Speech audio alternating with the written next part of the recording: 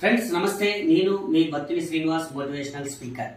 Friends, ప్రతి ఒక్కరికి ఒక లక్ష్యం అంటూ ఉండాలి, ఒక గోల్ అంటూ ఉండాలి అని అందరూ అంటూ ఉంటారు. ప్రతి ఒక్కరు నాకు కూడా ఒక లక్ష్యం ఉంది, ఒక గోల్ ఉంది అని కూడా చెప్తారు.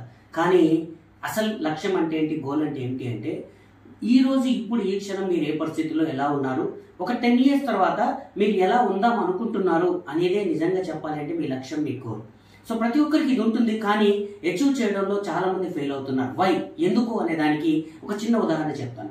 ఒక గురువు గారు తనకున్న 10 మంది శిష్యుల్ని ఒక రెయిన్బోలో ఉన్నట్టు 7 రంగులు ఉన్నట్టు 7 రంగులు ఉన్న కుందేళ్లు ఒక ఫామ్ లో ఉంటే అక్కడికి తీసుకెళ్లి ఒక్కొక్కరిని పంపించి 5 నిమిషాలు టైం ఇస్తాను, ఒక కుందేలు పట్టుకోవాలి అని చెప్తారు. ఈ 10 మంది కూడా ఒక కుందేలు కూడా పట్టుకోలేకపోతారు. నెక్స్ట్ మళ్ళీ ఒకరిని పిలిచి, బాబు నువ్వు వెళ్ళు, ఒక 5 నిమిషాలు టైం ఇస్తా, ఒక తెల్ల కుందేలు పట్టుకురా అన్నాడు. వెళ్ళి పట్టుకొచ్చాడు. మళ్ళీ ఇంకొకరిని పిలిచి, నువ్వు ఒక ఎర్ర కుందేలు పట్టుకురా అన్నాడు. పట్టుకొచ్చాడు. మళ్ళీ నువ్వు వెళ్ళి ఒక బ్లూ కుందేలు పట్టుకురా అన్నాడు. అలా ప్రతి వాళ్ళు సక్సెస్ అయ్యారు.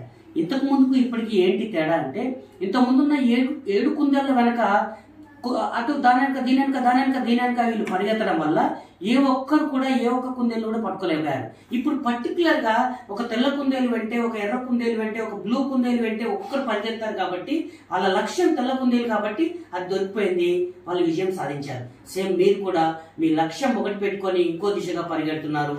ఒక సక్సెస్ కావాలి అని అంటే ఒకే ఒక్కటి ఒక గోల్ పెట్టుకుని దానికోసం కన్సిస్టెన్సీగా కనీసం ఒక 3 ఏళ్ళు పోరాడితే మీ జీవితం మారిపోతుంది.